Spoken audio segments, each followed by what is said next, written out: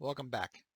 In yesterday's lesson, we took a look at combining functions by doing their sums or differences, so adding or subtracting. Today, we're going to do something that I think makes complete sense. We're going to look at products and quotients of functions, so multiplying and dividing. Without further ado, let's take a look at how that works. To start with, I've given you a bunch of functions there, and I want to talk about whether they're odd, even, or neither. Just as a little reminder here, an even function by definition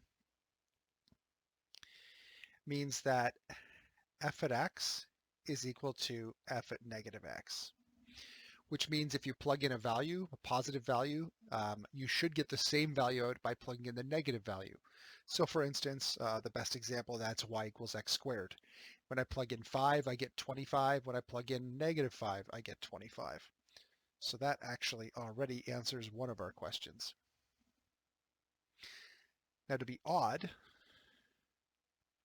means that f at x is equal to negative the value of f at negative x.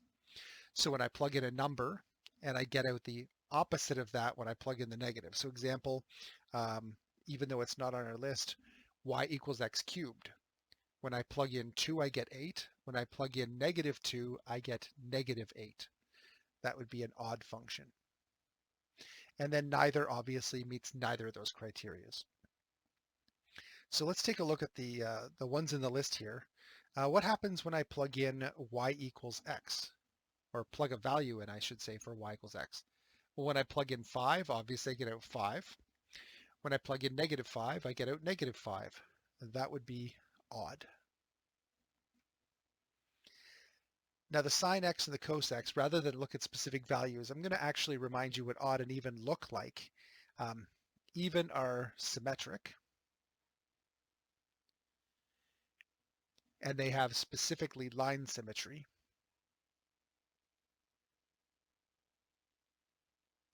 Which means that they're, the graph on the right-hand side and the graph on the left-hand side look the same.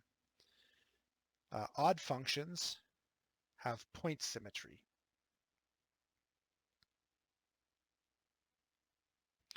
Specifically around the origin.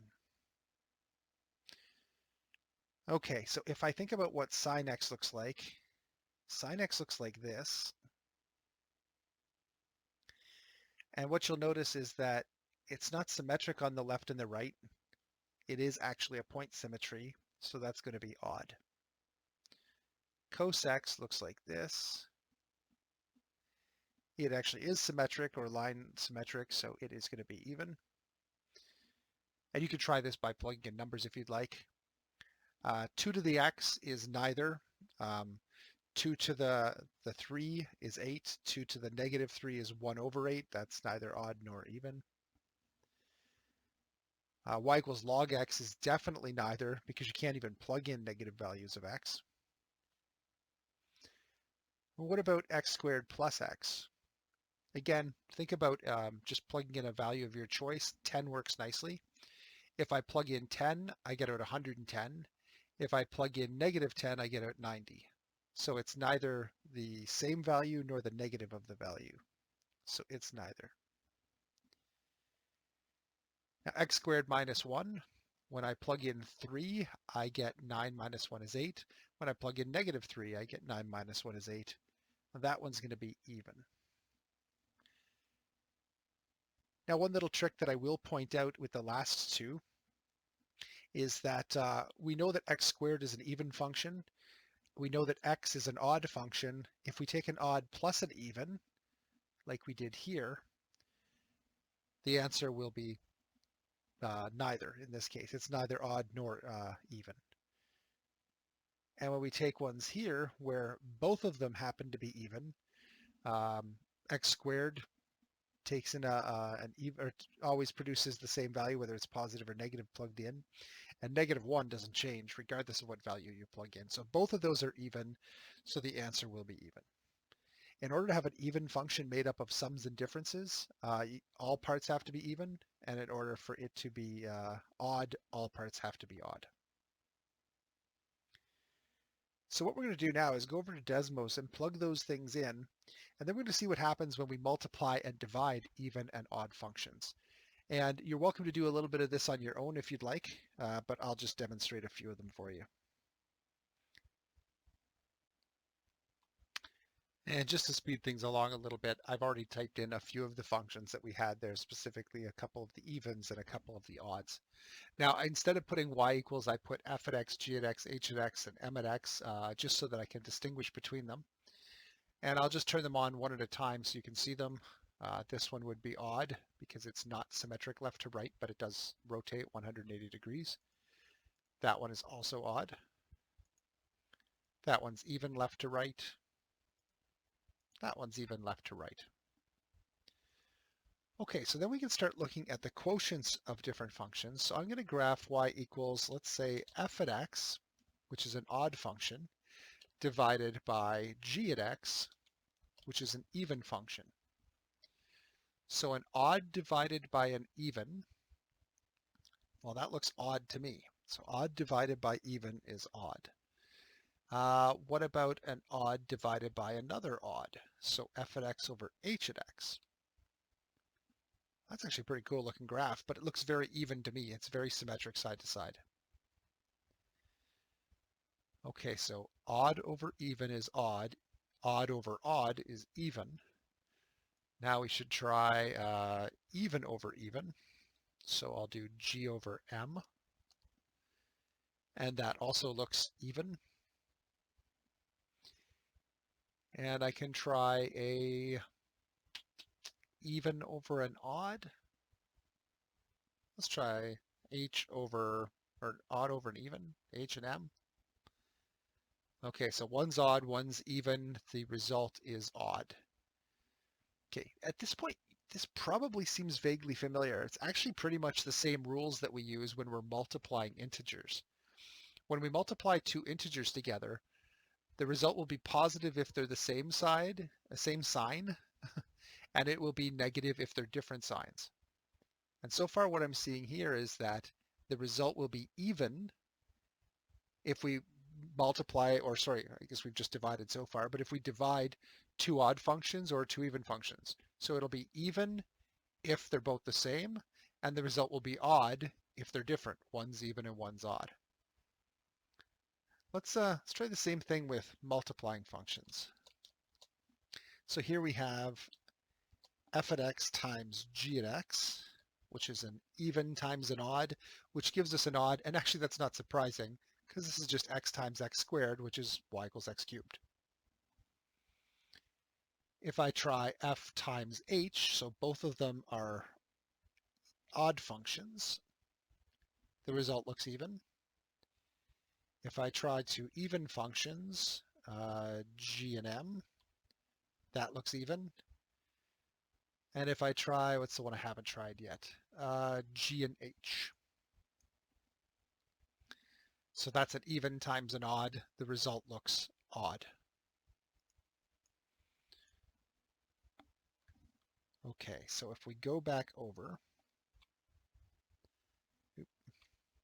there we go.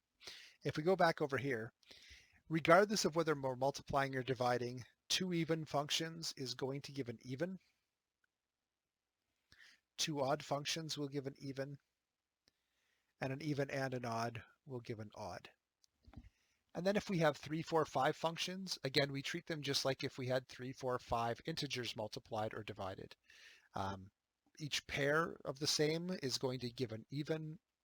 Different ones will give us odds. And we just keep simplifying until we find out overall if it's even or odd. So I'll just go back just to make a really, really funky graph. We have an odd times an even times an odd times an even. Okay, so odd times even is odd. Odd times odd is even. Even times even is even. So if I put all four of them together, oops, f at x, I should get even as a result. G at x, h at x, and m at x. Oh, it's gotten very, very busy, but I think you can see that that definitely does look like an even function.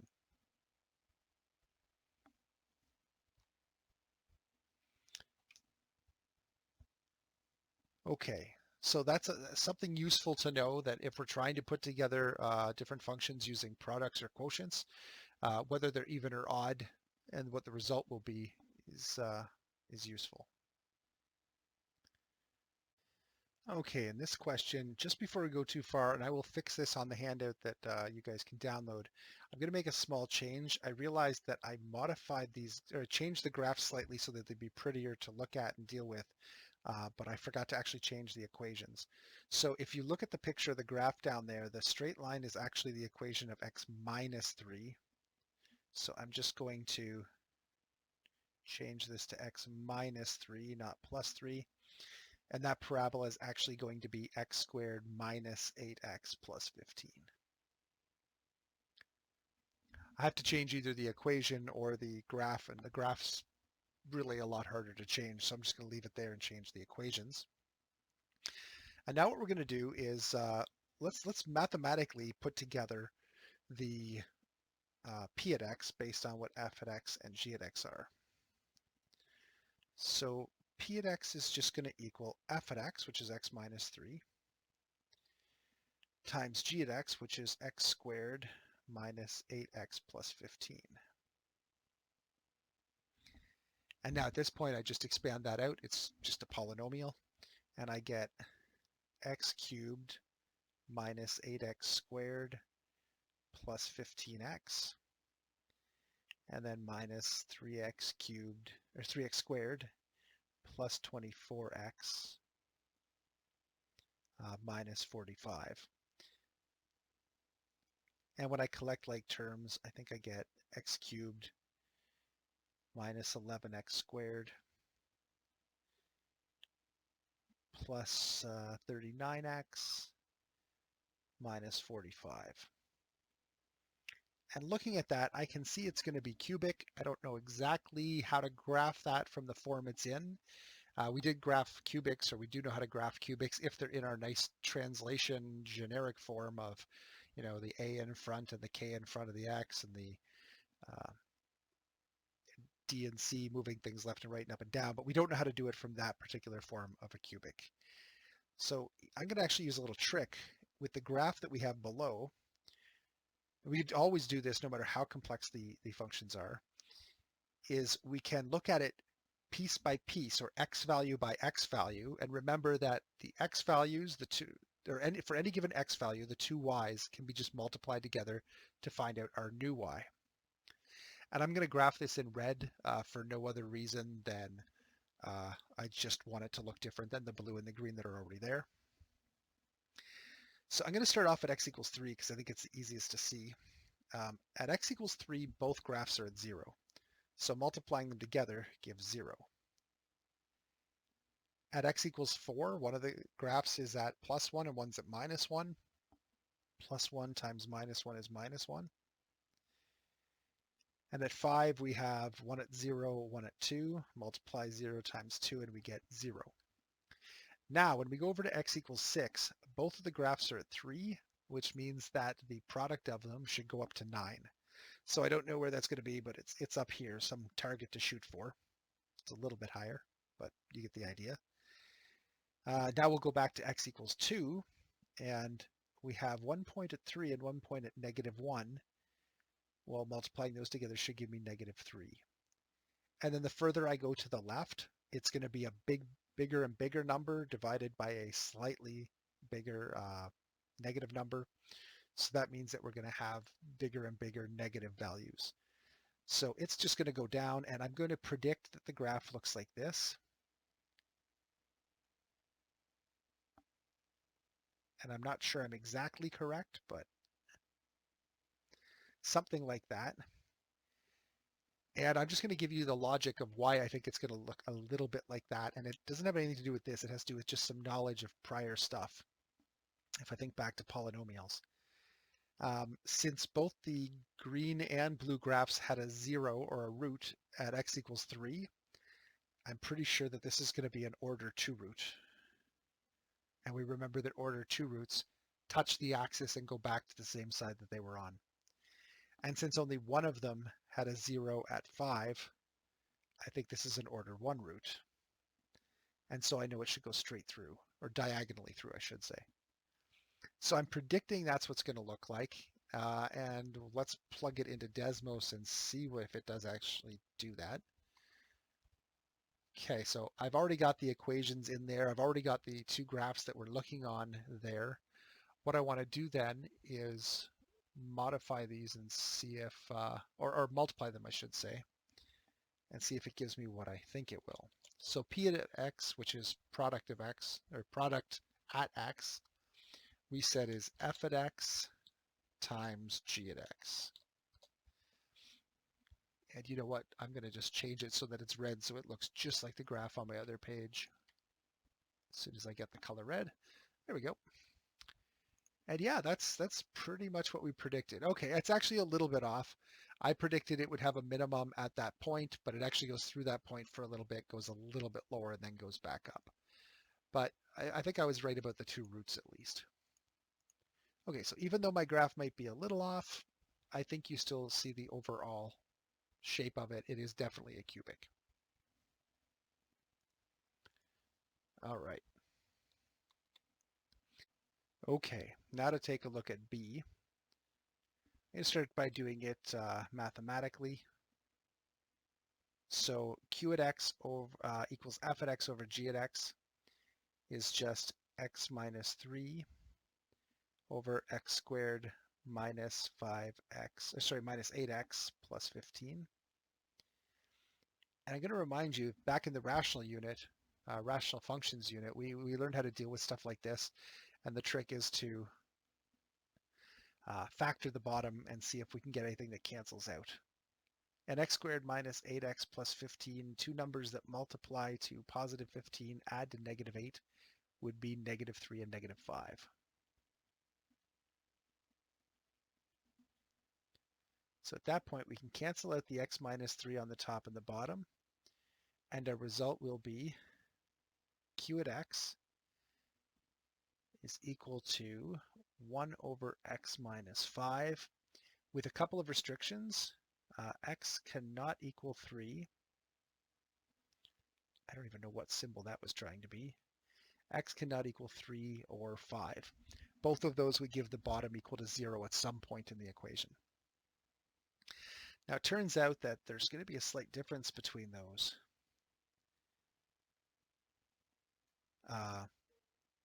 The x equals 5 is actually going to be a vertical asymptote.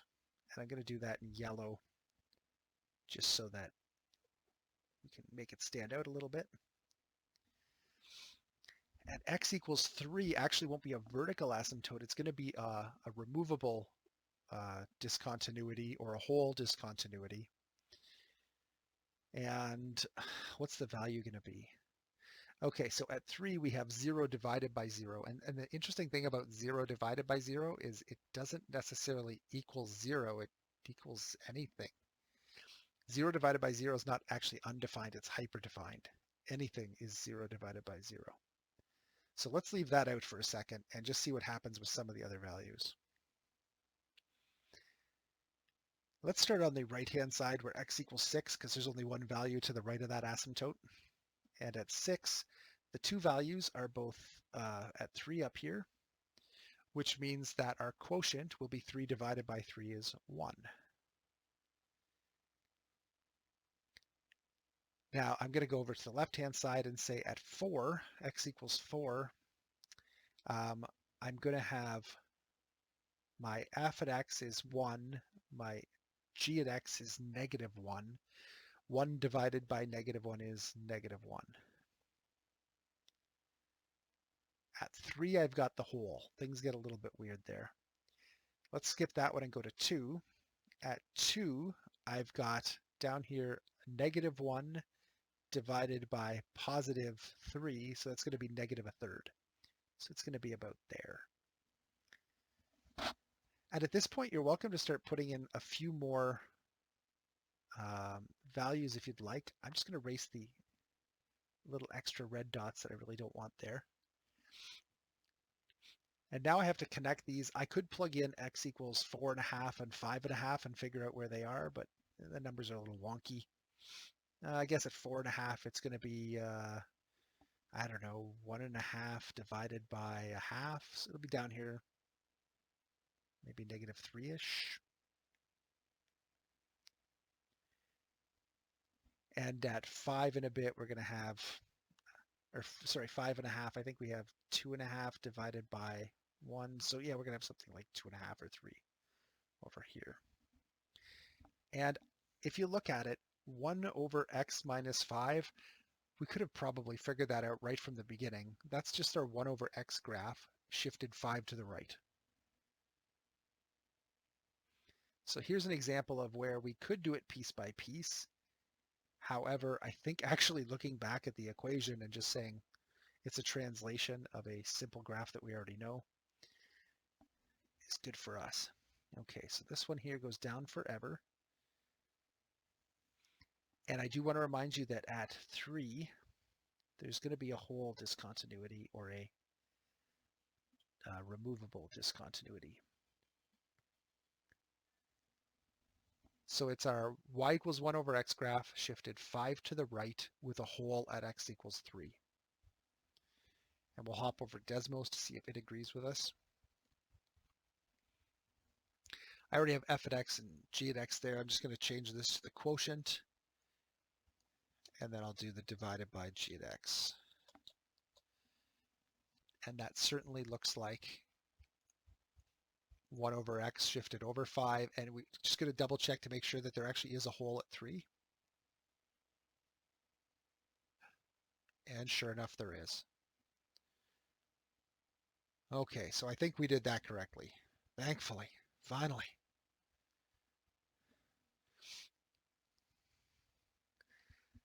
Question 4. Got to get into a word problem.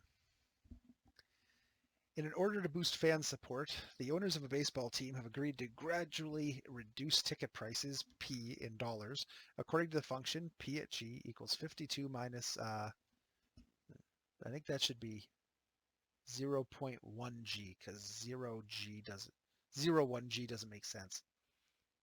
Oh, I got all kinds of typos here. 0.1 G, where G is the number of games played so far in the season.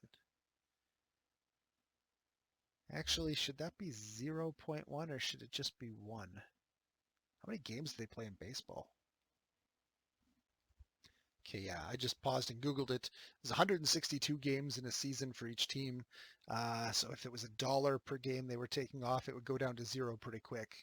If it was 10 cents a game or $0.1 per game, it would take us down to a discount of about $16.20 by the end of the season. So I'm going to go with 0.1 G. Anyway, the owners are also randomly giving away free baseball caps. The number C in hundreds of caps given away per game can be modeled by the function C at G equals 2 minus 0.04 G. So they're starting off at 2 caps per 100 and giving away less each game, which makes sense. They're collecting less money as well. Since these marketing initiatives began, the number N in hundreds of fans in attendance has been modeled by the function N at G equals 10 plus 0.2 G, which means that the first game would have 1,000 people, 10, and since it's measured in hundreds, and then each game would have 0.2 times 100 or 20 more people joining in. By the way, it's pretty common to do this with large numbers where you measure in hundreds or thousands just so that you're not dealing with nasty equations. I personally like working with the larger numbers, but it does make the graphs a little bit unruly. Okay, so develop an algebraic and a geographic model for f at g equals p at g times n at g and explain what it means. Well, f at g equals p at g times n at g.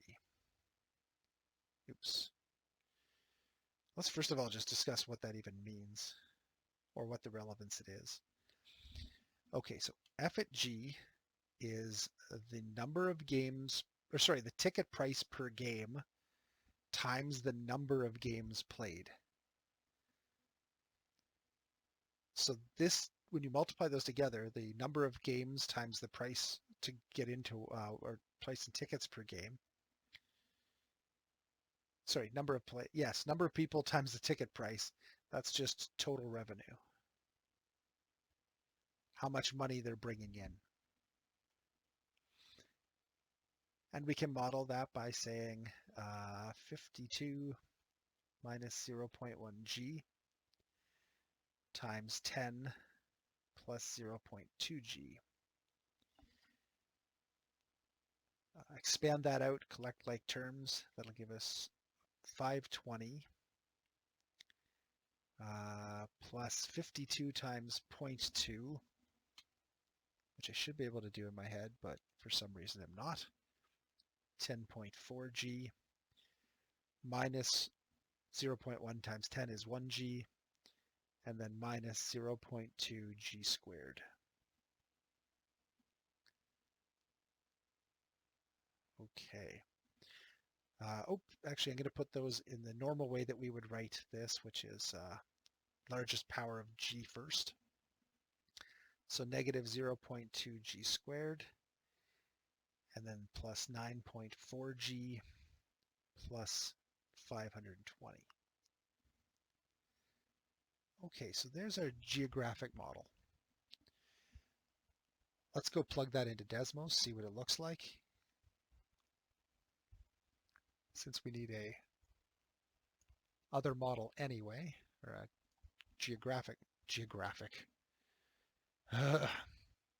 graphical model. And I'm actually going to do P at G, and we're told that P at G was 52 minus 0.1G. And our other equation that we wanted, it doesn't like P at G. Oh, minus. Still doesn't like it.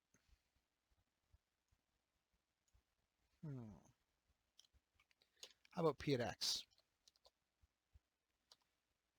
Equals 52 minus 0.1x. Always surprised when it doesn't want to work. Okay, that seemed to work. So we're going to use x instead of g, but that's okay. And then we've got our n of g, number of people per game, equals 10 plus 0.2g.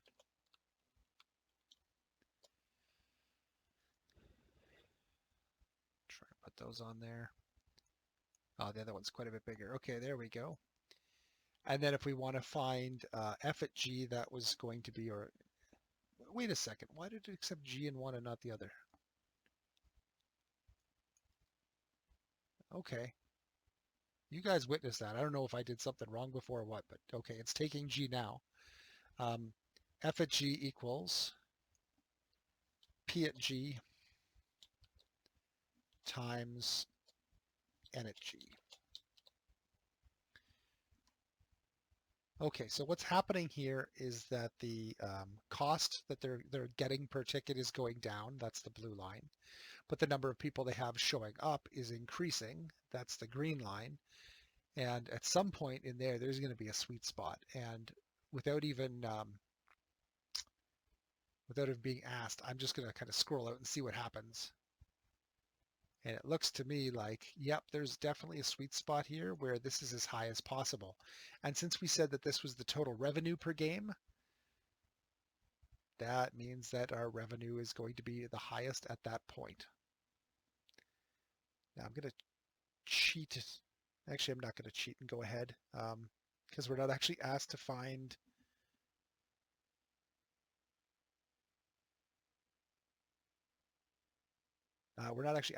the maximum, but what I'm going to note here is that the maximum revenue per game apparently occurs on game 235. And unfortunately for our managers of this team, we only go up to 162 games per season, which means they're going to max out revenue.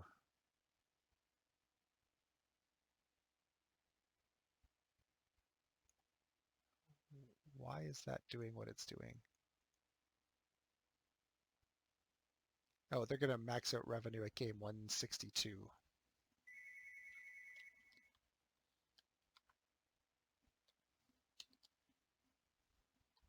Okay, and when I type G in now, all of a sudden nothing wants to work.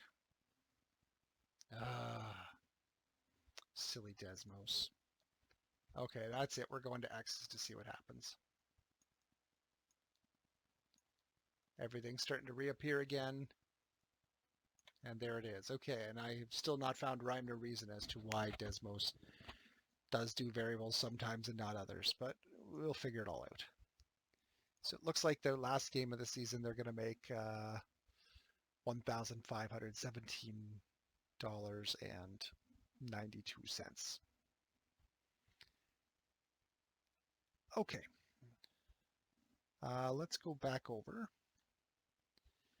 And part B of this asks us to develop an algebraic and a geographic model for h at g equals c at g over n at g, and explain what that means. So C at G was the cost per ticket, I believe, if I'm not getting this mixed up. Oh, sorry, it was the caps, number of caps given out, and that was per 100 guests. And N at G is the number of people that are in attendance. So C at G over N at G is just saying how many caps per person are there. And since these are both in hundreds, we can actually say it's number of hundreds of caps over hundreds of people, or just number of caps per person. So this would tell you how likely you are to get a cap. So our model, C at G over N at G, just going to scroll up here to double check that value. C at G is 2 minus 0.04 G.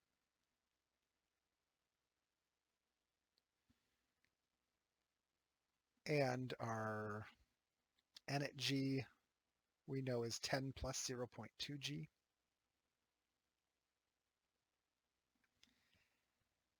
And at this point, there's probably a couple of things I could do to make that a little bit prettier. I'm not sure if any of them are really worthwhile doing.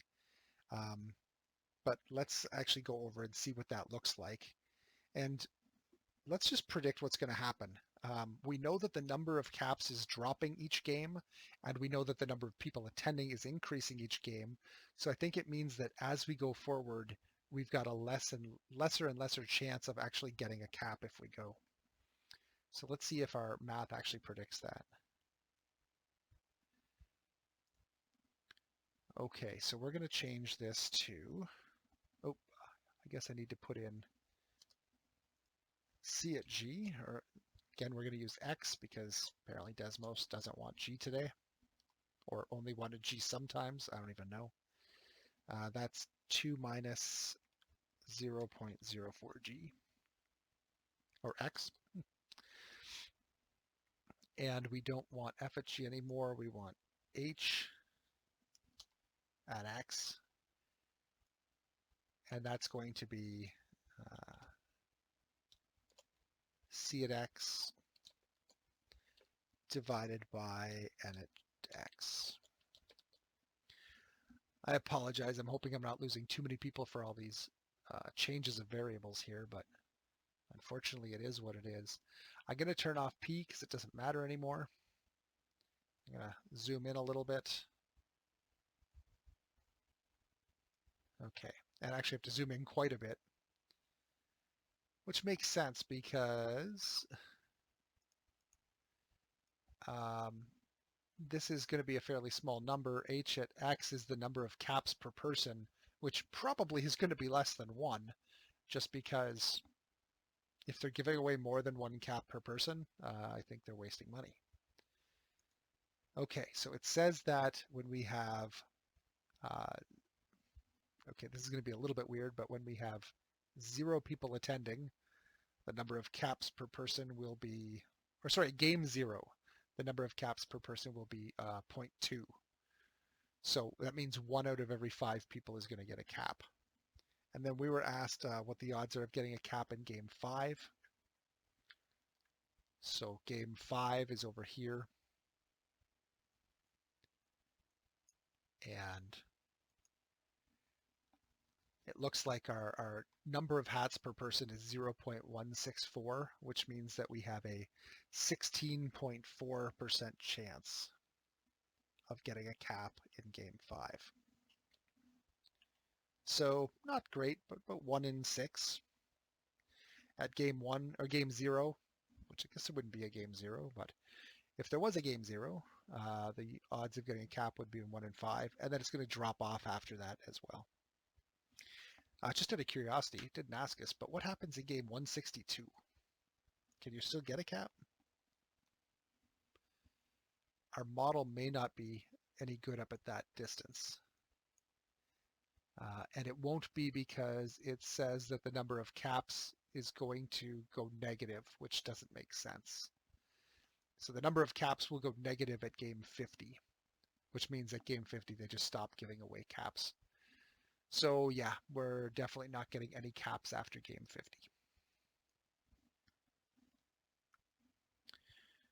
And just to fill in the last little part here, we have a 16.4% chance of getting a cap in game 5. Okay, so there were some questionably real-life applications of product and quotients of functions, but that's how they work. And so luckily we don't have to do any more of this. We can just stop there. There's just a few questions tonight. Give them a shot, try it out, and let me know if you've got any problems. Otherwise, I will see you in the next lesson, which will be the halfway point of the last unit. Yay!